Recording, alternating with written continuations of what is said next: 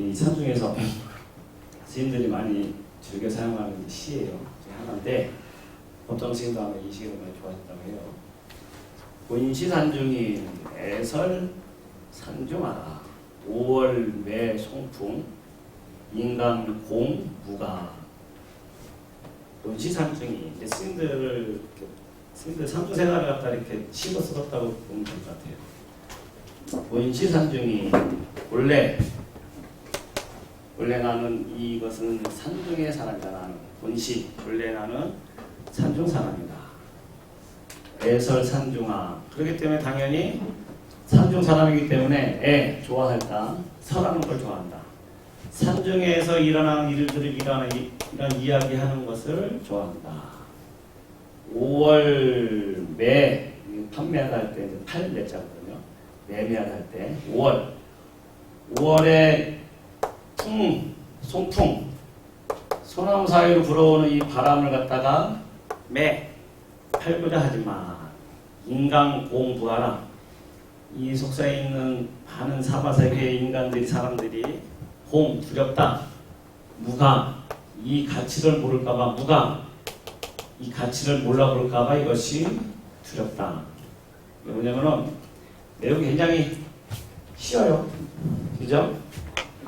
저기 한시라고 해가지고 저는 한시 어디 할 때 어려운 글자 있는 건 잘 안 하려고 그래요. 그래서 여러분들이 공감하는 그런 한자를 들어가는 것만 하려고 하는데 본시산중인 원래 산중 사람이기 때문에 애설 산중하라. 산중 일을 갖다가 절치만에서 일어나는 산중 일을 하는 것을 좋아한다. 5월 매송풍이라. 지금 딱 이제 5월 아니에요? 우리 음력으로 5월 며칠이죠? 19일? 좀 똑똑한 분들 뒤로 가시니까 19일 맞죠? 5월 19일 5월달 아니 양력은 6월이지만 지금 5월달입니다. 또 5월 이제 저희라고 할 때 5월인데 5월에 지금쯤 산중에서 그 소나무 사이로 이렇게 있는 바람 불어오는 그 바람 갖다가 팔고 싶지만 인간무 공무가라. 인간들이 이 값어치를 몰라볼까봐 이것이 되었다. 산중 생활이 산중에 살면서 스님들 지금 이제 계시는 거 생각하면 되겠어요. 지금 이제 5월달이라고 했잖아요. 스님들은 4월 15일날 음력 4월 15일날 동안과 하한거 입제가 가면은 시작하면은 지금부터 해가지고 7월 15일까지 구순한거라 해가지고 90일 동안 이제 하한걸 시작합니다. 지금 다 전국에 있는 선방에서 시작하고 있고요. 한 매년 보면 이제 스님들이 한 2,500명 내에 그 정도 스님들이 이제 선방에서 매년 정기를 합니다. 조계 중에는. 그런데 이 스님들의 생활을 이렇게 보면은 산중에 있으면서 스님들 지금 안거체다 해가지고 있으면은 뭐 산중 얘기만 하는 거야. 그 스님들이 모여가지고 지대방이라 해가지고 조그만 데 방이 있으면 거기서 이제 수행하다가도 자유롭게 얘기도 하지만 주로 산중에서 있는 스님들은 산중 얘기하는 게 이제 당연한 거예요. 그러면서 그 산중 얘기하면서 유유자적하게 지내다가 이렇게 산중에 있는 이 5월달 지금쯤에 있는 이 바람 살살 불어오는 이 좋은 시절에 이 소나무 사이로 들어오는 그 불어오는 바람을 갖다가 다른 사람들한테 이거 팔고 싶은데 이렇게 좋은데 스님들이 보기에는 일반 사람들은 스님들 옷자랑만 봐도 뭐 신심 있는 신도들은 뭐 눈물이 날 정도로 좋다고 하고 그리워하고 또 스님들에 대해서 공경심도 많이 일으키기도 하지만 한편으로 보면 젊은 사람들 입장에서 보면은 개통밭에 굴러도 이승이 좋은데 뭘 갖고 저 청승밭에 무슨 사연이 있어가지고 스님들이 산중에서 뭔 일을 하고 사는가. 새벽부터 일어나가지고 3시 일어나가지고 뭐 딱딱하는데 도대체 무슨 일을 하고 사는지 아마 궁금한 스님들, 그 신도들도 많은 건 사실이에요. 근데 스님들은 뭐 산중 생활은 아무 재미없는 것 같아요.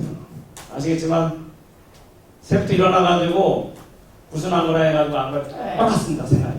일어나가지고 세면하고 앉아가지고 참선하고 아니면 예불 하고 때 되면 하루 세끼 밥 먹고 또 앉아있고 아니면 일하고 자고 그 생활이 아니 그 리듬이 그대로 이어지게 돼 있어요.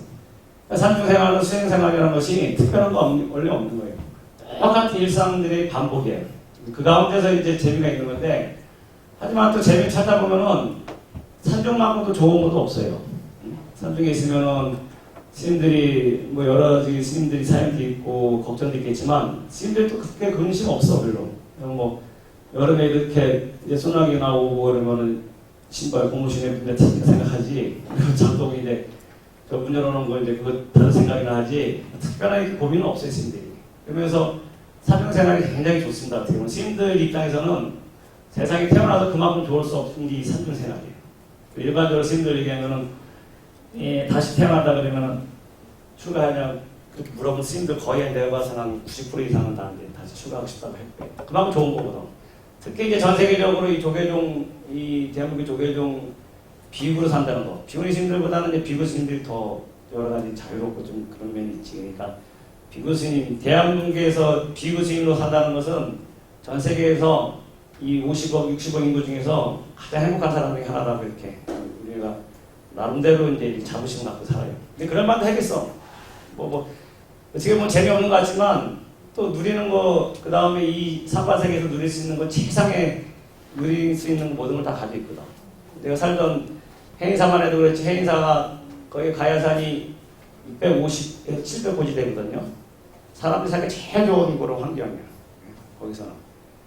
사람들이 인간들이 살 수 있는 가장 좋은 환경. 그 다음에 가야산이 이게 뭐 수없는 그 펼쳐지는 산이 꼴짝이부터 해가지고 모든 눈앞에 보이는 모든 풍광이 소나무로 그냥 꽉 차져 있잖아요. 그냥. 그런 걸 어디 돈 주고 아무리 돈 많은 서울 근교에서 그런 데가 살 수 있겠어요? 그 소나무 지키기 위해서 스님들이 일제시대 때 지금 일반적으로 산중에 있는 소나무들, 맛있는 소나무들 갖고 있는 것이 다 스님들이 예전에 목숨을 걸고 지킨 거예요. 예전 일제시대 때 막 일본 사람들하고 토벌하는 것도 거기 가가지고 몸으로 맞고, 그 다음에 스님들 예전에 하면은 막 스님들 어떻게 보면 축구도 하고 막 운동하는데 그 이유가 뭐냐면은 불 났을 때 그 불 끄냐고 아주 큰 스님들이 목숨 거쳐가지고 진짜 그 지킨 그 다 흔적입니다. 이 나무들이. 예? 그런 나무들이 쭉 있지.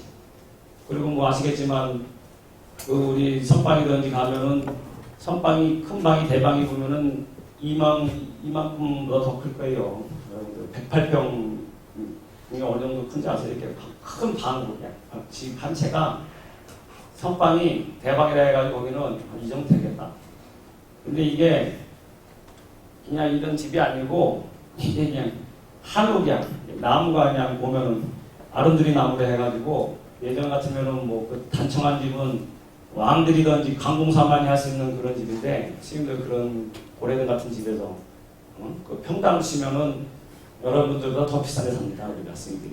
예? 여러분들은 땅값이 비싼 거지 어디 서울이 이런 데는 사는 게. 스님들은 평당 한 5천만 원가. 근데 그게 나무값이거든. 우리는 땅값 다 붙여야. 그래서 정말 좋습니다. 우리. 예? 그 한옥 중에서도 최고 한옥. 지금은 그런 나무도 구할 수가 없어요.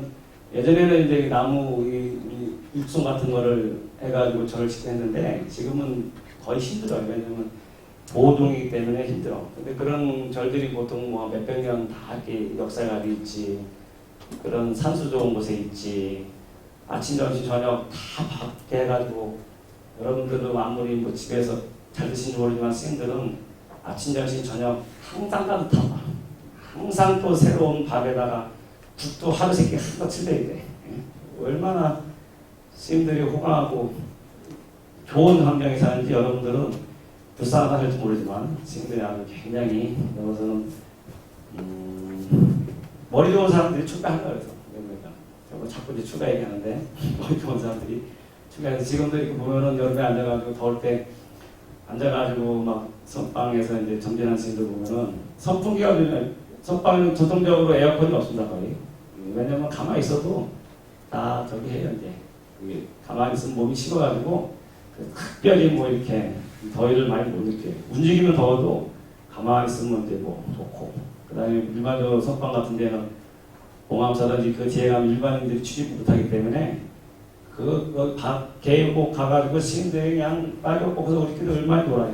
무릉도 같아 진짜. 그래서 거기서 뭐 있고 해가지고 수박 잘라먹고 하다 보면은 뭐 여름 최고의 아마 스님들이 행복한 시간을 보내지 않을까 하는데 그같이 그 좋은 곳이기 때문에 5월 매송풍이라 이게 비유하자면 5월 달에 이렇게 그 소나무 사이로 들어오는 그 바람을 너무 좋은데 나는 이렇게 너무 좋은데 이것을 어떻게 이 사람들한테 좀 알고 싶은데 인간 공부가 사람들이 이걸 모르기 때문에 같이 모를까봐 이게 두려워서 스님들이 그걸 갖다가 팔지 못한다는 거예요. 이거 크게 좋은데 여러분들 해가지고 머리 깎고 들어오면 크 좋은데 왜 속세에서 그렇게 그냥 악연을 만나가지고 맨날 보는 얼굴도 보고 저 자식도 해가지고 이게 무슨 전세계 어디 말싸가지고 버리지도 못하고 그걸 낑낑 매고 버리지도 못하고 그냥 그걸 이거 하는 그 모습을 보니까는 애처로워가지고 스님들 저 같은 말 해도 이제 어떻게든 너도 훌렁 먹었어 그냥 후자들 몇 명인데 좀 머리 깎고 산중에 있으면 얼마나 좋을까 하는 생각이 들어서 말씀드렸는데 스님들 생각이 그런 생각을 한다는 거 여러분들 지금 뭐 어떻게 근거적인 어떤 이치에서 보면 다 똑같겠지만 그래서 스님들이 제가 봐서는 굉장히 좋은 여러분들이 생각하는 이상으로 아주 좋은 곳에서 산다는 거 여러분들 그 스님들 보면은 너무 가슴 아프게 생각 안 해도 돼요. 그 다음에 뭐 오면은 뭐 스님들은 굉장히 예민하고 그래가지고 뭐 대리공약이라 해가지고 대리공약 먹는 것이 굉장히 까다로워. 여러분들 뭐 대리공약 한다는 거는 뭐 세세하게 어디 빵집에 무슨 빵을 갖다가 시켜달라고 할 정도로 이제 가만히 있으니까 이제 망상만 피는 거야. 그래가지고 그런 거 먹고 맛있는 것도 잘 드셔요 스님들이. 그래서 여러분들 생각하는 것보다 스님들 훨씬 행복도로 하면 아주 굉장히 행복하기 때문에 그런 거 전혀 걱정 안 해도 된다. 그냥 시작하면서 잠깐 우리 산중생활 스님들에 대해서 좀 부러우라고 제가 말씀드렸어요. 그건 그렇고 이제 이거를 도난본 육조단경을 시작해야 될 것 같아요. 저번에 너무 쭉 늘어지는 감이 있는데 오늘은 좀 본문을 시작하면서 내용을 살펴볼까 합니다. 제가 준비한 그 교재는 97페이지에서 이렇게 있는데 원래 육조단경이 이보다 훨씬 많아요 양은. 근데 내가 이제 뭐 어차피 4번 수업을 이걸 한다는 건 불가능하니까 그래서 대폭 줄여가지고 중요한 부분만 이렇게 좀 추렸고 그 다음에 나중에는 이걸 원래는 한문하고 한글 같이 이렇게 봐야지 새겨가면서 하는 것이 이제 예전에 전통적인 어떤 글 보는 그런 전통인데 그렇게 해가지고는 뭐 이게 뭐 끝도 없어요. 그래서 앞부분에는 한문하고 한글을 같이 이제 병행에 실었고 뒤에는 그냥 한글만 해가지고 이렇게 적었습니다. 그 다음에 우리가 생각하고 있는 뭐 이 선정이든지 왕생, 극락, 정토 그런 거에 대해서 육조 스님은 어떻게 이제 정의를 내리는가 그걸 해가지고 우리가 일반적으로 생각하는 뭐 산매 든다, 뭐 선정이 든다. 그 다음에 우리가 알고 있는 10만 학부터 지나가지고 있는 정토, 토방 정토라는 것이 어디 있는가 그렇게 우리가 생각할 때 육조 해명 스님이 보는 관점이 좀 틀려요. 그래서 그런 거 우리가 일반적으로 알고 있는 불교적인 어떤 관념, 그 다음에 이건 불교에서 얘기하는 어떤 그런 용어에 대해서 한번 제가 특이한 걸 몇 가지 이렇게 줘봤습니다. 그래서 원래대로 하면 여러분들 시중에서 혹시 육조단경을 사시면은 이 내용이 훨씬 길다는 거, 이거 다 갖다 쓸 수 없고, 뭐, 4번 강의로서는 뭐, 어림도 없기 때문에 제가 생각하는 이제 이 정도는 한번 했으면 좋겠다는 내용으로 이렇게 추천해 봤습니다. 97페이지. 근데 아까 산중생활이 좋다고 하는데, 심지어 산중생활도 나중이에요. 나는 여기 오기 전에 부랴부랴 왔어, 지금 올 때. 왜냐면 내가 말씀드렸죠. 저는 이제 산중이 아니고 이제 시내 한가운데 사는 포구당인데 이게 참 묘한 게 여기 오기 전에는 너무 이렇게 한가하고 절이 아주 한가하고 산중 같았거든요. 여기도 강이 온다니까 무슨 뭐 또 재가 들어와가지고 평소에 안 들어오던 재가 들어와가지고 막재를 막 해가지고 막 해가지고 오늘 해가지고 재 지내니까는 이제 한실 해가지고 그냥 막 밥을 먹고 평상시에는 굉장히 여유 있는 시간이거든요. 다 해가지고 신도도 없고 해서 사람들 마시고 밥 먹고 사업 해가지고 쉬는 시간인데 봉사 여기 또 강이 오니까 무슨 놈은 또 복이 없는 건지 내가 바쁘한 건지 해가지고 제 지내고 또 해가지고 뭐 시인들 산중생활 여유하고는 전혀 상관없는 그런 시간을 보내다 지금 여러분들에게 이렇게 쓴 거예요. 그래서 여러분들이 나를 공부를 가르쳐주는 선지식이라 생각하고 이렇게 왔습니다. 97페이지 도난본 육조단경 해가지고 이렇게 있습니다. 도난본 육조단경 밑에 한문으로 보면 이제 쭉 뭐 남종 돈교 최상 대승 마하반야 바라밀경 육조 대능 대사 소주 대범사 10억 단경 일권 겸손 무상계 홍법제자 법회집기라 이렇게 써 있어요. 무슨 내용인지 모르겠지만 이게 이제 제목하고 있는데 우선 이 육조단경 저번에 말씀드렸는데 육조단경이라는 것은 육조 해능 스님에 대한 어록을 갖다가 이제 육조 해능 스님의 일생 일대기하고 그다음 말씀하신 법문하신 내용을 갖다가 이제 쭉 적어놓은 게 이제 육조 단경이라고 합니다. 일반적으로 다른 말로 법보단경이라는 말을 씁니다. 법보단경 이렇게 쓰는데 근데 이제 여러분들 배운 지식에 의하면은 육조 단경이라고 했을 때 이게 굉장히 좀 의아스러워야 되는 당연히. 왜냐면은 육조 단경이라 했을 때 원래 단경이라는 말을 쓸 수가 없어요. 경이라는 말을 못 써요. 아시겠지만 일반적으로 경율론 3장이라고 했을 때 경이라는 것은 부처님이 하신 말씀만을 경이라고 해요. 우리가. 금강경 하면 여시하면 이시불제 사이고 기소국동원 여기고 해가지고 그걸 수불이 존자가 쭉 해가지고 언제 들은 내용을 갖다 쭉 정리한 거거든요. 그 주체는 부처님이 하신 말씀이야. 기원정세에서 기도국고도원에서 한 1250명 앞에서 말씀하신 게 이게 이제 금강경 대표적인 거. 모든 경전이 다 육성치라 해가지고 언제 어디서 내가 부처님한테 들었습니다 하는 내용으로 출발하는 게 이게 경전이라는 거예요. 이게 경이라는 것은 한마디로 부처님의 성경 현전이라는 말이 있어요. 뭐냐면 성인이 하신 말씀을 경이라고 하고 그 다음에 무슨 현인들이 그 밑에 급의 한 사람들이 이제 전이란 맞습니다. 성경이란 말.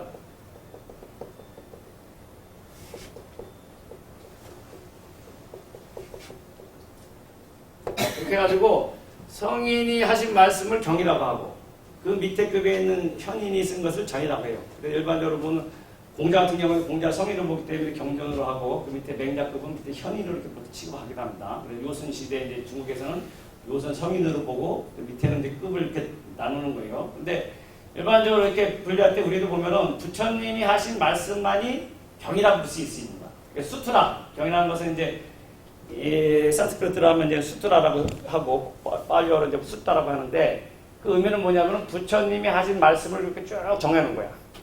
그래 그것만이 이제 경이 될 수 있고 그 다음에 논이라는 것은 그 이후에 부처님이 돌아가신 이후에든지 그 사후에 말씀하신 이후로 제자들이 부처님의 경전에 대해서 말씀하신 것에 대해서 그것을 갖다가 이제 해석한 게 논이라고 하는 거예요. 우리가 주석한 거. 왜냐면 무슨 말씀인지 잘 후대 시간이 가면서 사람들이 잘 이해가 안 되니까는 이거 풀어놓은 게 이게 논이라고 해요. 경율. 율이라는 것은 이제 우리 율장이라 해가지고 부처님이 제정하신 계열 관련된 어떻게 보면 집단 여기 대중생활의 어떤 모범, 그 생활 규범을 갖다가 적어놓은 것을 율이라고 합니다. 그래서 경율론 3장이라고 했을 때 경은 일반적으로 부처님이 하신 말씀을 적어놓은 것이 경. 율이라는 것은 대중스님들이 살면서 필요한 생활 규범을 적어놓은 것이 율장, 율. 그 다음에 논이라는 것은 그런 부처님이 하신 말씀에 대해서 그걸 해석한 것을 갖다가 논이라고 해요. 그래서 대승기실 론 그렇게 말합니다. 대승기실 장이라고 안 돼요.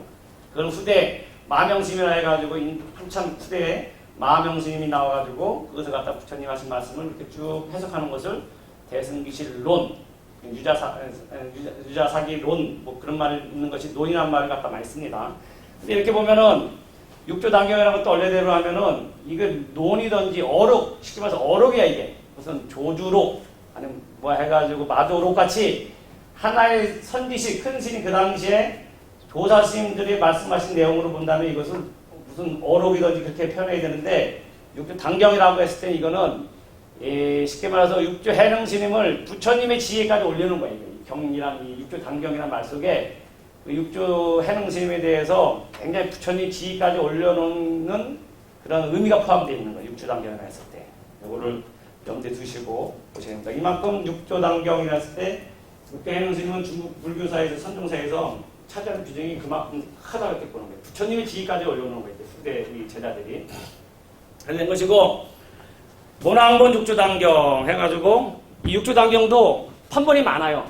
육조단경 이게 이제 이거는 내가 도낭본이라 해가지고 도낭주적에서 나온 그 내용 가지고 이렇게 있는 것인데 그 대표적인 게 덕이본이라 가지고 몽산 덕이본이라 해가지고 고려시대 때 중국에 이제 이 원나라 원나라쯤 되나 그때 이제 원나라 때 이제 덕이라는 스님이 그 육조단경을 나중에 편찬한 게 있어. 종모본이란 말 그런 책도 있고. 그러니까 육조단경이 똑같은 게 아니고 시대를 두고서 한 1000년 가까이 쭉 내려오면서 맨 처음에는 이제 이 도낭본이 제일 오래된 본이에요. 그 다음에 이로 내려오면서 이것이 내용이 이제 조금씩 변화가 되면서 많이 첨삭이 돼. 그래서 육조단경은 원래 도낭본 같은 경우는 한 12,000자 정도의 이렇게 분량인데 후대에 가면은 이제 덕이본 같은 경우는 대표적인 게 우리나라에서는 덕이본을 많이 봤습니다. 이 도낭본은 이게 60년대 이후로 이제 해가지고 이게 성천 스님이 이제 이 도낭본을 갖다가 주목하면서 그 이후에 이제 많이 봤지. 그 전까지는 고려시대 이후에 해가지고 조선시대까지는 다 덕이본을 많이 봤어요. 우리나라에서는 육조단경이라고 하면은. 그래서 나중에 이제 이렇게 주목받았는데 이게 여러 가지 판본 중에 하나인 것이고 이게 도낭본이라는 것이에요. 도낭본에서 나온 그런 육조단경이다. 그걸 아시고 보셔야 될 거고. 그 다음에 이 도낭본이라고 했을 때 도낭이라는 것은 도낭 가봤어요? 도낭? 여러분들? 도낭 저기 감수성에 있잖아. 중국에. 보면은 7, 8% 좋아하는데.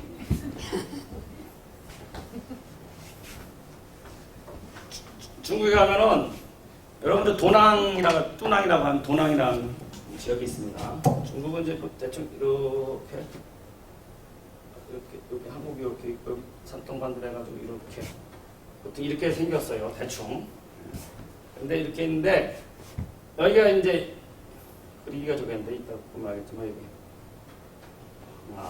해수 장강 이게 이제 하라고 하고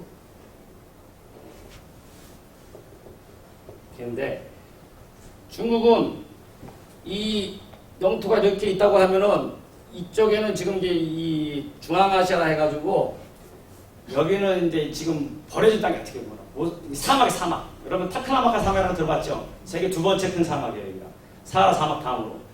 이 타크라마카 사막에 실크로드라는 것이 이렇게 보면 옛날에 여기는 천산이 이렇게 있으면은 이 천산을 밑으로 가는 게 위로 가는 게 북로, 남로. 그 다음에 이 타크라마카 사막 밑으로 가는 게 이것이 이제 사막 남로 이렇게 뭐 얘기하는데 옛날에 실크로드라고 하는 것은 이 중국에서 여기 요쯤 돼서 여기 도낭에서 해가 출발해가지고 지금 우르무치라 해가지고 이렇게 해가지고 여기 중국 지난 다음에 여기 막 파미로 공원인데 여기는 인도가 이렇게 있는데 이 사람들이 이렇게 해가지고 여기로 내려온 인도 간 거고 이렇게 중앙 거쳐가지고 이제 유럽까지 한 게 이제 옛날에 실크로드 길이라고 한 거예요. 여기서부터 중국 장안에 거쳐가지고 장안에서부터 해가지고 여기서 도남으로 해가지고 여기서 우르무치라 해가지고 여기서 길이 두 군데 세 군데 나뉘면서 이렇게 해가지고 타크라마카 사막을 지나가지고 이게 이제 옛날에 이제 이 실크로드라는 것이 이제 이 중국에서 나오는 이 실크 이게 여기까지 로마에까지 이제 가고 그런 것이 증명이 되거든요. 로마에 가면은 막 거기 보면 부장품으로 해가지고 보면 묘에 보면은 막 이 중국 실크가 나오거든.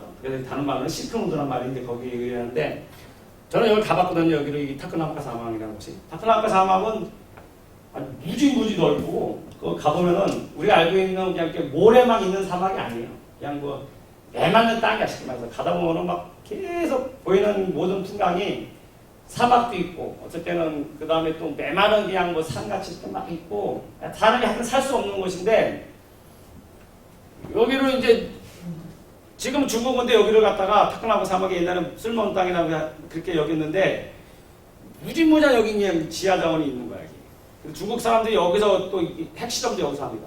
그 다음에 여기는 웃긴 게 가이드가 가는데 자기 2년 전에 가는 데하고 또 틀리대요. 왜냐면은 여기 이주정책을 펴가지고 이쪽에 이 인구를 갖다 일로 옮겨요. 그래가지고 한번 가다 보면 2년, 3년 만에 막 50만 도시들이 막 생겨.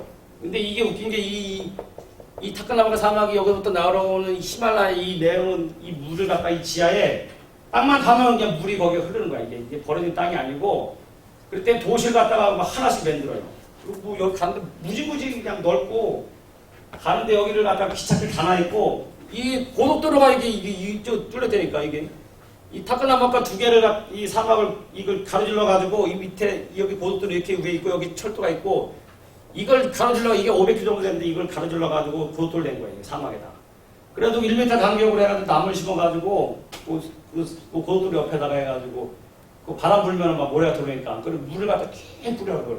그 사람들은 뭐 상상이 안 되는 이상한 짓거리를 하고 있어. 근데 예전에 여기가 이제 우리가 잘 듣는 구자하고 구마라 집심이 구자하고 호탄이라든지 옛날에 이제 이게 이 저기 지역을 얘기하는 거예요. 그래서 잘 알고 있는 우리 현장 스님의 그 해가 서유기 보면 그 여기 내내 이 사막 지역을 가면서 조그만 나라에서 만나가지고 있었던 이것을 갖다 나중에 이제 그 소설로 한 거예요. 그러니까 삼장법사 이제 치치가 갖고 뭐 해가지고 모두 나온 게 이게 원래 현장 스님이 갔다 온 길입니다. 이 3년 동안에. 그래서 17년 모시다가 다시 이 길로 온 거예요. 그래서 그 이제 방태종이 가지고 맞이들면서 불교가 유식불크기라는 계기가 되는데 중요한 그게 아니고 여기서 장안에서 이제 이렇게 출발하면은 도낭이라는 것이 여기 있는 거예요. 쉽게 말해 이 타클라마카 사막이라고 할 수 있는 이 사막 지역에 초입에 있는 거야. 이쪽에 중국 쪽에서 보면 여기서 이제 해가지고 거쳐가지고 이걸 가는 건데 예전에는 보면 이 길을 몇 명이 갈 수 있는 게 아니고 상단으로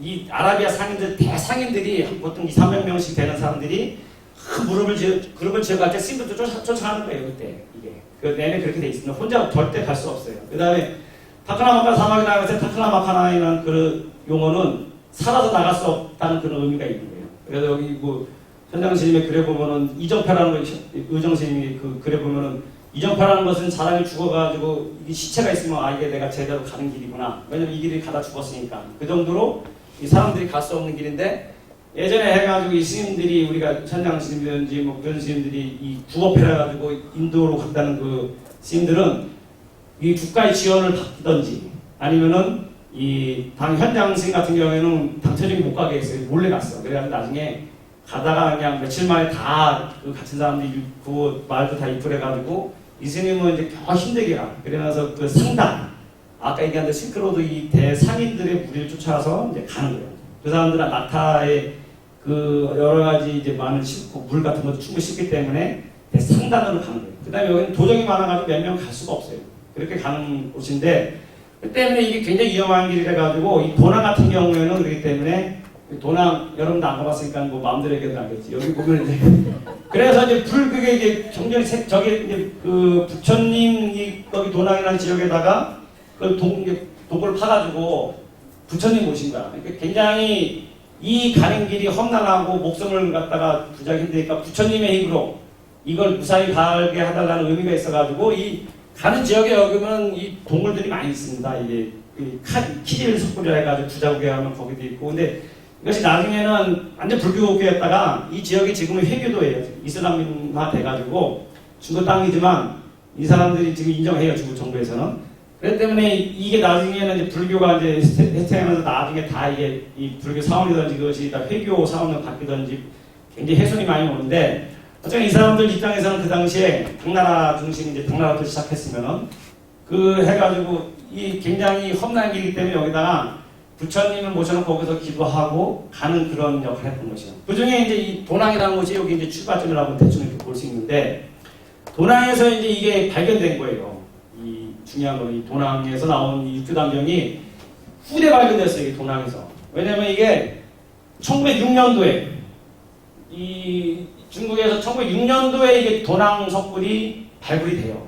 그 전에는 이제 그 전까지 이 도낭이라는 이제 이것이 역사적이 있어가지고 사람들이 와서 대충 이 도낭의 어떤 그런 존재들은 알았는데 가서 보니까는 거의 다 파괴되고 그다음에 이게 도낭이 이 앞에 보면 월화청이라 해가지고 이게 오아시스가 있었는데 이 지형 변화해가지고 이것이 쉽게 말해서 사라진 어떤 그런 곳이었어요. 이것이 한 뭐 몇백 년 이상 이게 사라져 있다가 나중에 또 비형에 이어가지고 이제 다시 드러났는데 이게 보면은 가서 보면 이제 전혀 이제 이 불교적인 어떤 벽화 정도 그런데 이제 그런 거는 오래 가니까 그다음에 사막 지역에야 뭐 이 습도가 없으니까는 벽화 같은 게 뭐 아주 많이 남아있죠. 그리고 채적 같은 게 잘 돼 있는데 그런 거나 있고 그렇지 또 불상이라고 해봤자 또 많이 훼손이 되고 이기도에서 그 다음에 뭐 굉장히 좀 별로 이렇게 신통치 않은 그런 유적이었는데 근데 이게 이제 이 도낭 여기서 이 산 명사상이라고 합니다. 물명자에다가 여기 해가지고 모래사자 해가지고 여기는 막 바람이 이렇게 불면은 막 그 사막에 휑휑 부는 게 그냥 이 모래길이 부닥치는 퀴퀴 이렇게 소리 나는 게 꼭 우는 소리 같이 이렇게 들려. 굉장히 밤에 들으면은 좀 뭐랄까 좀 굉장히 섭섭할 정도로 그런 느낌이 드는 곳인데, 그래서 여기서 있는데 이것이 1906년도에 왕도사라는 사람이 있어. 왕씨야 이름이. 왕원중이라고 책 나온 데도 있는데 왕씨. 중국 왕씨기도 하죠. 네. 왕씨인데 이 사람 왕도사라고 합니다 일반적으로. 근데 이 사람이 이제 1906년이면 중국 굉장히 혼란한 시기거든요. 신해혁명이 일어나기 전이니까 뭐 서양에 의해 가지고 아편전쟁 이후에 해가지고 뭐 의아당 뭐 태평정국이 나뉘면서 청완조가 이제 서태후에 해가지고 거의 이제 이게 이 청나라가 이제 한 300년 유지되는 것이 이제 거의 붕괴되는 그런 상황인데, 왕씨라는 사람도 이렇게 있어가지고 군인 비슷하게 비스무리 하다가 때려치고서 와가지고 여기 도낭에 와가지고 이제 자기가 중인으로 타는 거야. 왕도사라고 했을 때 도사는 뭐냐면은 도교를 이제 숭상하는 그런 떠돌이야. 쉽게 말해서 지 혼자 자칫 도사를 해가지고 이 도낭 지역에 이제 있으면서 보니까 불상도 있고 막 섣불이 있으니까 자기가 거기서 공부한다면서 뭐 그런 식으로 이제 좀 지내는 모양이에요. 근데 1906년도가 됐을 때 이 왕도사 왕씨예요. 왕도사라고 하는데 이 사람이 거기 앉아가지고 이 동굴에 앉아가지고 도사니까 이제 뭐 한 대 이렇게 담배 핀 모양이에요. 담배를 이렇게 폈는데 피니까 이게 피면은 일반적으로 하면 이 담배 연기가 밖에서 나가야 되는데 동굴 안으로 이렇게 쏙 빨려 들어가는 거야. 아시겠지만 이상하네. 그래가지고 이렇게 또 치우니까 거기다 그냥 이 했던 거 벽으로 이렇게 가려놨던 것이 이제 마르르 부러진다. 흙으로 덮어놓은 게. 알고 보니까 이 장경동 제17동문이라고 거기서 나온 장경동이라고 말씀니다. 장경. 여기서 이렇게 수많은 이 경전이 나온 거야. 장경동이라고 이렇게 다른 말로. 그래가지고 보니까는 어마어마한 보물이 이제 금세기 어째 최고의 보물이 막 2만 년 가까이의 책하고 관련된 뭐 그런 게 보물이 쓰러진 거야. 그러니까 이 왕도사라 이놈이 보니까는 이게 뭐 가치도 있는데 알 수가 있나. 그래가지고 이 당시 이거를 이 사람들이 이제 자기가 이제 이 사람은 뭐 불교적인 그런 저기 이해보다는 이제 사업이든지 뭐 이익을 탐하는 그런 어떤 잡배니까. 그래가지고 이 사람이 여기 나온 것을 가지고 이제 소문을 내요. 여기서 도망에서 무지무지한 뭐가 나왔는데 이걸 갖다가 이 사람 팔고 싶은 거야. 그래가지고 이것을 이 당시에 그 당시에 어디가 있었냐면 영국하고 프랑스, 러시아, 그래서 그 사람들이 이제 이 침략하고 오는 그런 제국지 그 사람들이 이 중국을 먹으려고 이게 아주 호시탐심이 탐탐 노리고 있을 때 태국에서 이제 베트남 쪽에서도 거기서 동양을 연구하는 그런 무리가 있었는데 주로 인도로 이 사람들이 이 중국을 갖다 찾아가고 올 때 맨 밑에 있는 지역이 중국의 지금 카스라고 하는 카스란 지역이 있어요. 이 사람들이 이 사막을 통해 가지고 여기서부터 이렇게 탐험대가 와요. 이 사람들이 서양에서 온 사람들이 이 중국을 갖다가 올 때 이쪽 이 사막 지역부터 이렇게 탐험하면서 와. 그래가지고 아까 얘기한 대로 이 지역을 갖다가 다 거치면서 여기 갖다가 이 사람들이 그 정보든지 이 중국 내 이 중화 이쪽에 상하이든 북경 이쪽을 갖다가 바로 들어간 게 아니고 이쪽부터 쭉 연구해서 옵니다. 그래가지고 이걸 들은 거야. 그래가지고 여기 도낭에서 무엇을 발견했다 그래가지고 이 사람들이 제일 먼저 온 사람이 누구냐면은 스타인이라는 사람이 스타인. 영국 사람이야. 근데 이 사람이 와가지고 와서 보니까 진짜 이 사람들은 스타인하고 했을 때 그 사람들은 그냥 탐험가가 아니고 이 동양학의 최고수들이에요. 그 사람들이. 그냥 이 학문이든지 그런 거에 대해 능통한 사람입니다. 그 다음 중국말 잘하는 사람들이에요. 그 사람들이 와가지고 보니까는 자기가 알고 있는 이 내용보다 굉장히 좋은 거. 내가 그러니까 여태까지 이런 알려지지 않은 어떤 그런 귀귀한 희귀본들이 많은 거야. 그래서 맨 처음에 스타인이라는 사람이 와가지고 영국 사람인데 이 사람이 그걸 갖다가 1차적으로 가져가요. 돈도 얼마 안 줬어. 뭐 지금 보면 큰 돈이겠지만 그거 한 몇백 불 정도 주는 거예요. 그래서 이거 사람이 가져가지고 지금 있는 게 대형 박물관, 영국에 있는 것이 뭐냐면은 스타리브나 해가지고 S자로 이렇게 표시합니다. 이게 도남에서 나온 이게 나중에 도남학이라 해가지고 도남학을 굉장히 중요하게 봐요. 왜냐면 여기 나온 이 경전이든 이 내용들이 되게 초기 것이고 그다음에 굉장히 희귀본들이 많아. 그래가지고 맨 처음에 온 사람들이 스타인이라는 사람이 여기서 와가지고 왕도사한테 돈도 찔러주고 해가지고 자기가 가져갈 수 있는 양값 해가지고 가져가. 그러니까 나중에 또 어떤 사람이 뭐냐면 프랑스 사람들, 펠리오라는 사람이 많아. 이 사람이 이제 중요한 역할을 하는데 이 사람이 또 얘기 듣고 좀 늦었어. 이게 1906년도에 발견됐다는 소문 듣고 그 이듬해 이제 이 펠리오라는 사람이 오는데 이 펠리오 사람을 와가지고 이 사람도 완전히 이 동양학의 최고 전문가입니다. 그래서 보니까는 중국말도 굉장히 유창하게 잘하는 사람이야. 와가지고 이 사람이 와가지고 여기서 보니까는 이게 뭐 완전 보물급들이 있는 거야. 그래가지고 이 사람이 그때 그 당시 돈으로 900불. 뭐 지금이야 900불 뭐 저도 얼마인지 한 번에 쓸 수 있을 정도 작은 돈인데 예전에는 굉장히 큰 돈이 있겠죠. 900불이 완전 주고서 왕씨 이상한테 왕도사한테 이놈한테 이제 주고서 가져간 거야. 여기에 이제 또 가져와서 많은 게 지금 프랑스에 가서 국립 거기 박물관인가 있는 것이 이쪽에서 가져간 게 많아요. 대표적인 것이 여기서 나온 게 뭐냐면은 우리가 알아야 될 거는 이 도난본도 중요하지만 왕호 청축국전 해초 스님이 쓴 우리나라 이 스님이 최초로 가지고 거기 왕 오천국 저기 인도의 천축국 5군데 다니면서 썼던 이 기행문 같은 거 우리 당나라의 그 현장 스님이 대담사역기 쓰듯이 그 내용이 펠리라는 사람이 여기 와서 이걸 가지고 왔어. 그래서 우리가 지금도 저기 프랑스에 해가지고 뭐 할 때 뭐 외국 규장가 뭐 그거는 뭐 저번에 뭐 반환 뭐 영구 반환 비슷하게 가지고 했는데 아예 또 왕호 청축국전에 이거는 우리가 이 가가지고 마음대로 보지도 못해 이게 거기 실체가 아니지. 그래서 중요한 것이 이것에 이제 이 펠리라는 사람이 가져왔다. 그래 펠리라는 사람이 가져와가지고 프랑스 갖다 놓고서 이걸 이제 보관하는 게 피를 이렇게 표시합니다. 그래가지고 하여튼 이 이유로 해가지고 저기 러시아에서도 와가지고 여기를 가져가야 다. 좀 늦은 감이 있지만. 그 다음에 일본에서도 일본도 제국주의 그 일찍 저기 해가지고 이쪽을 침략해가지고 오타니 대학 그 탐험대가 있어요. 그 사람들이 와가지고 여기서도 또 도난이 간다.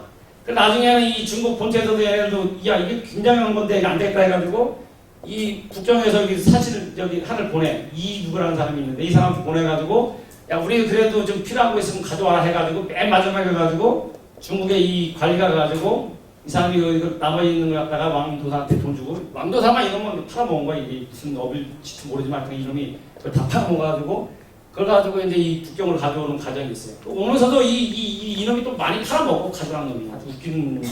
근데 어쨌거나 이것이 남아있는 게 이제 북경대학교에 이제 남아있는 게 있어요. 그래가지고 대표적으로 도난에서 출토된 그런 많은 문헌 중에 대표적인 것이 이게 스타인본, 펠리오본, 그 다음에 러시아도 좀 있고 그 다음에 일본의 오타니 대학이라고 해가지고 대국대학교, 오타니 대학이 불교대학이거든요.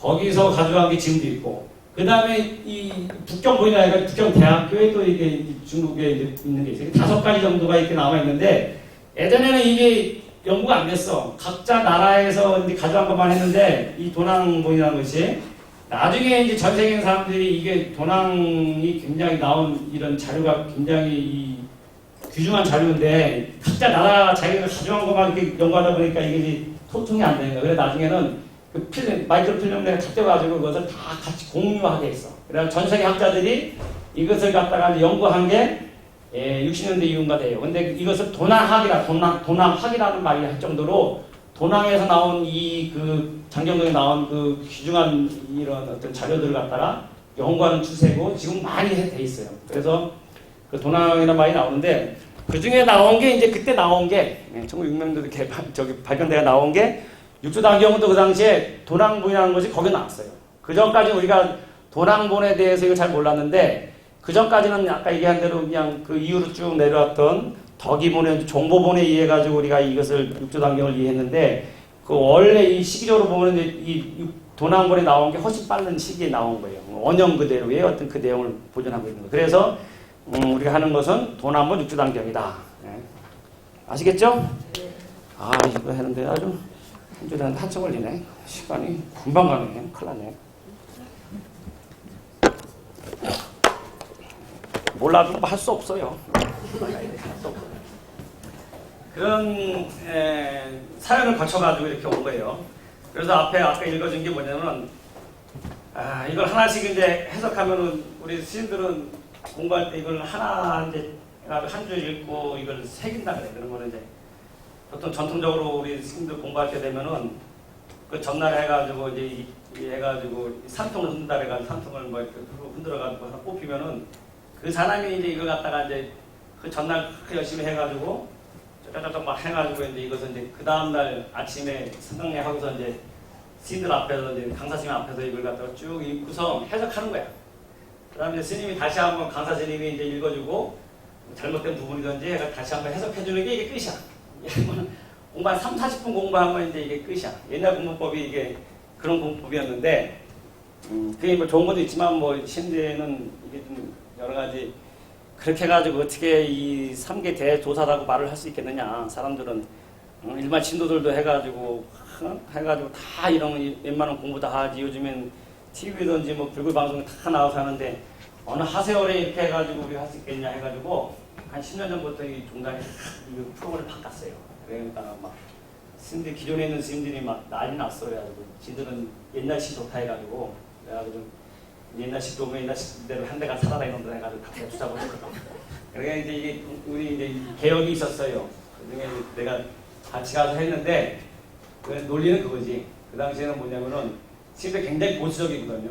스님들 그 큰방 대방이라는 것은 굉장히 아주 엄격하고 분위기가 보면은 특히 뭐 해이사 같은 경우 뭐 해병대보다 비유하기도 훨씬 세다고 규율이 세다고 할 정도로 남자들이 진짜 아주 강한 놈들만 거기 있는 것처럼 아직 가면 눈빛이 보통이 아닌데 쭉 있는데 아주 그 기운이 진짜 셉니다. 근데 거기서 나중에 이제 이 교육 개편을 통해 가지고 교수를 갖다가 이제 그 당시에 교육 개편이라는 것은 그냥 되는 게 아닙니다.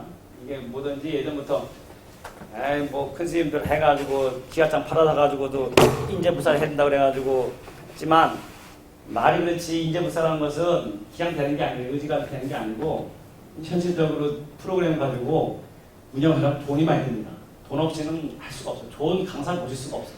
그래가지고 그때 우리 시작할 때 보면은 우리는 강사 스님들 한 달 내내 해봤자 80만 원 받는데 한 번에 와가지고 그냥 100만 원씩 서울에서 최고 강사들 한 번 해보자고 그래가지고 뭐 서울대학교라 가지고 다 도움을 알겠지만 그러면 나름대로 이렇게 조사해서 그 분야에 특히 이제 스님들 천하 서현철이라든지 너무 그런 거에 대해서 사회에 나가서 스님들 나가고 머리 깎고 나가가지고 비교하면 받고 나가면은 다 사람들 와가지고 삼배하고서 다 뭐 스승을 하고 얘기하지만 그런 자질이 되냐 싶지만 우리 그냥 훨씬 편하게 우리 한번 내부를 한번 점검해보자 해가지고 한번 그런 계기가 있었어요. 그래가지고 철학이든지 그 다음에 스님들 어디 가면은 예국 나가가지고 말도 못해가지고 바보같이 예국도 못 나가는 게 이게 이런 세가 시대 되겠냐 해가지고 외국어 같은 거 막 진짜 했어요. 그래가지고 경북대학교 외국어 어학원 팀들이 와가지고 그 레벨 테스트 받아가지고 하고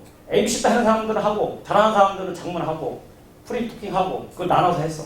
그 다음에 뭐 중국어도 하고 그 다음에 이런 일반적으로 하면 이제 장문 글 쓰는 거 그래가지고 한 번도 안 써보는데 스님들이 그냥 또 해가지고 뭐 시를 쓰고 뭐 수필을 쓰고 나중에는 막 가르치는 그 교수가 너무 좋아가지고 스님들 이게 책을 한번 내다 그랬는데 근데 그건 안 내는 조건으로. 왜냐면 스님들 정말 표현력은 부족할지 모르지만 세상에 자기가 이렇게 스님들 이렇게 진솔한 이런 내용 자기 읽어보고 감동받았다고 할 정도로 나중에 그 교육 효과는 있는지 모르겠어요. 하여튼 그랬어. 근데 뭐 말이 그렇지 안 하는 건 죽어 잘합니다.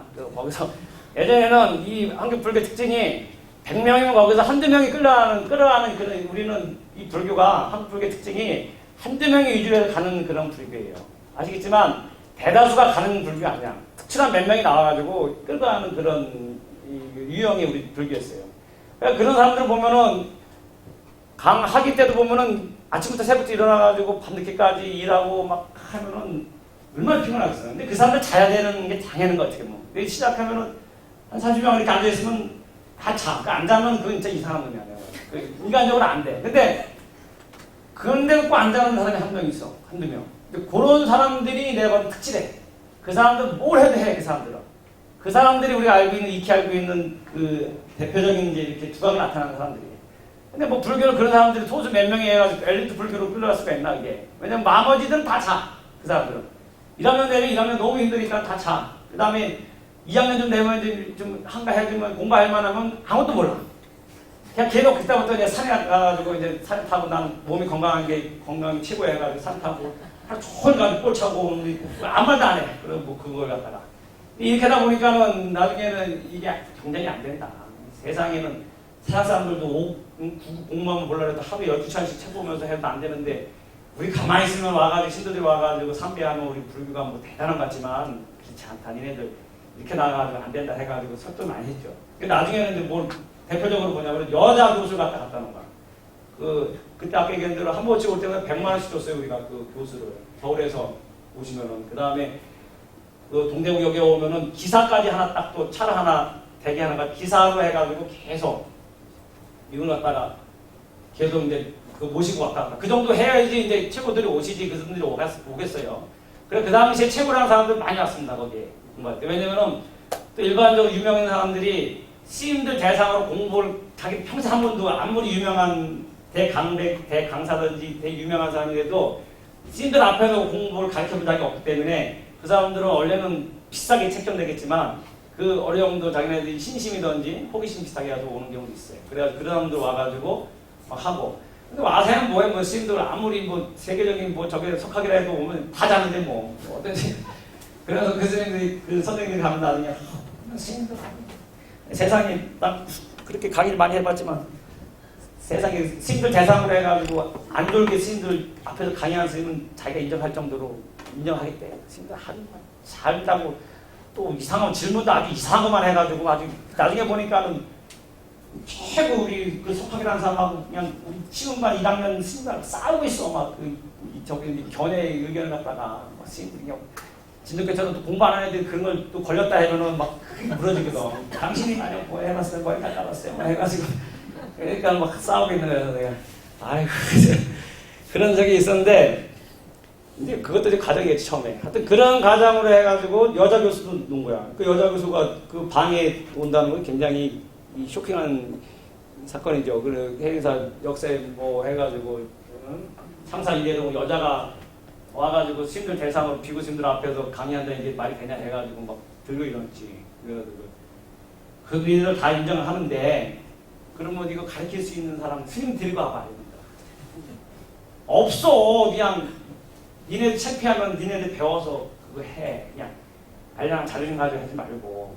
막 그렇게까지 했는데, 그래가지고 그 이후로 해가지고 한 10년 됐는데, 지금도 보면 이제 많은 쪽에서는 이제 전통적인 이런 공부법이 옳다 해가지고 얘기하는 부분도 있지만, 제가 봐서는 이제 시대 영향도 너무 우리끼리의 그냥 니그지 그게 나가서는 아무 바보 같은 그런 반쪽 공부다 이게 현실에 우리도 하자. 그래서 아까 얘기한 대로 하루에 그냥 30분 40분 하고서 뭐 대단한 공부한 것처럼 하지 말아라. 그래가지고 오후까지 공부시켰어요. 뭐 해가지고 뭐 공부가 우선주의다 해가지고 그 다음에 도서관 가가지고 밤새도록 헬스처럼 하게 했고. 뭐 근데 맨 처음에는 해라. 뭐 일반 상하관에 이게 너무 이게 여기 엄격하니까 2학년으로 가가지고 3, 4학년 가가지고 그냥 거기 가가지고 도서관 가서 불 켜져가지고 웬일인가 가보니까 이놈들이 거기서 시공하고 있는 거야. 그냥 일반 스님도 공부하는데 뭐 컴퓨터 가지고 뭐하고 미친놈이 이놈이 2학년이 공부하다니까 그래서 자꾸 바꾸고 잠도 못 자면서 그거 하는 거야 내가.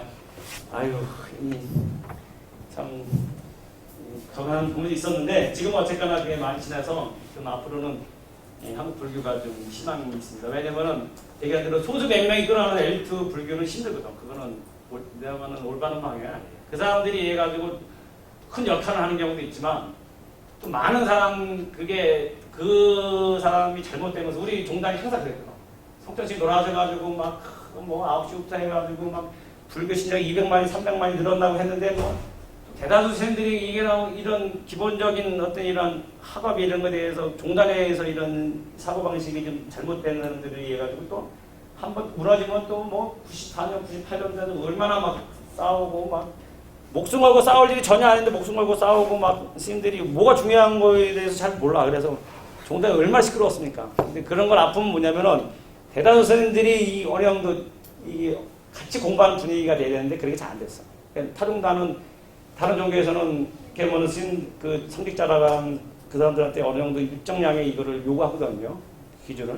근데 스님들은 뭐 학력 편차도 얼마 심하고 그 다음에 뭐 추가하기 전에 여러 가지 뭐 직업부터 해가지고 그 심한데 이것을 어느 정도 조율할 수 있는 그게 없고 그냥 어떻게 보면 나중에 그냥 추가해가지고 4년 된 다음에 비교받는 나가면은 이제 그게 더 이상 이제 재교육이라는 게 없어.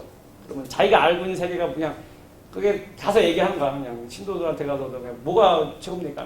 아니 산신님이 최고야. 산신불교 찾아. 그러면 하나 가가지고 산신 찾는 게 그 사람이 알고 있는 그 신도들한테 가르치는 게 불교가 산신불교 되고 지자부사님만 찾으라고 하고 그게 이제 어떤 그 패단이 나중에 생기는 건데 다 그런 건 아니지만 대중엔 학문하고 상관없이도 열심히 수행하는 사람이 있지만 대주류가 이제 그런 분위기에서 한번 바꾸자 해가지고 했어요. 예전 같으면 이렇게 한 번 있고 이렇게 해석하는 게 이제 했는데 그러면 안 될 것 같아. 그래서 그거를 안 되는 것을 얘기하기 위해서 제가 이제 말이 길어졌습니다. 예전에 이렇게 했다는 거예요. 남종, 동교, 최상, 대승, 마하반야, 바람일경. 이게 이제 원래 이 경 제목입니다. 경 제목이 이렇게 육주단경이라고 하는데 원래 이렇게 길어요. 육주단경, 도낭문에 있는 이 육주단경 이 경 제목이에요. 이게 남종, 동교, 최상, 대승, 마하반야, 바람일경. 육조, 해능, 대사어, 소주, 대범사, 십업, 단경, 일건이라. 여기까지가 이제 경전 제목이에요. 그 다음 겸하여, 수, 무상계, 무상계를 설하고, 홍법 제자, 이 법을 널리 전할 수 있는 제자인 법회가 집기, 이 글을 모아가지고 기록했다. 이게 이 제목하고 이렇게 원래 길어요. 육주단경이라고 그냥 바로 나온 게 아니고 원래 제목대로 하면은 남종, 북종하고 틀리게 남종, 이 육조해능 스님은 남쪽에서 막 활동 많이 했거든요. 중국에 이 꽝송성 이쪽에서 활동하고, 아까 얘기한 대로 이제 이 저기는 이제 이 낙양 이쪽에 장안 이쪽에서 이제 신수대에서 이 북종이라고 합니다. 상대적으로. 남종, 남쪽에서 돈교, 그 다음에 이 육조해능 스님이 한 건 돈교야. 돈정이라 했을 때 이 나중에 우리가 이제 이 오도성부만 알지만 뭐 여러분들 들어봤을 거예요. 도노 점수 전무 막 그런 말이 나오는데, 이 육조해능 스님은 돈교, 돈 한 번에 1초적인 열애지 해가지고 한 번 깨치면 끝이지, 그러면 깨친 다음에 무슨 닦을 게 없다는 것이 돈교야. 이게 이제 나중에는 우리 한국에서도 송광사 쪽에서 보조 스님하고 이제 성tel 스님하고 이게 한 10몇 년 동안 싸워요. 법정 스님 좀 해가지고. 왜냐면은 성tel 스님은 도노 돈수를 갖다 주장하고, 도노 점수, 보조 스님 쪽에서는 도노 점수를 갖다 주장합니다. 뭐냐면은 도노 돈수, 도노 뭘로 깨치면은 돈수 닦을 것도 없는 것이다. 한번 마음 변성을 하면은 거기서 끝나는 것이지, 뭔 놈은 거기서 또 습기를 제거하니 보림을 하느니 뭐 그런 소리가 없다. 그거는 원래 잘 못 깨친 거다. 육조해능 스님 같은 경우에 한번 딱 들어가지고 응모수도 이생기심 드는 순간에 바로 깨쳐가지고 부처지게 한 것이지, 뭔 놈은 또 닦은 다음에 그 변성했으면 그만이지 거기서 또 뭐 중생의 습기를 갖다 제거하기 위해서 보림을 하냐, 그것은 없다. 그것이 돈수, 돈법을 얘기하는 거고, 점수라는 것은 뭐냐면은 이치적으로 깨칠 수 있지만, 내 이치적으로 깨치지만 내 몸이 이렇게 깨쳤다는 거 가지고 변성했다는 거 가지고 부처돼가지고 내가 바로 부처 행위 나오는 게 아니다. 지금 여태까지 과거 현세 지난 신구의 업에 대해서 내가 이 중생의 습기가 있기 때문에 이거를 닦아야 된다. 점점 닦아야지만 나중에 진정한 이 부처 된다는 것이 이게 돈점을 갖다 일반적으로 얘기합니다.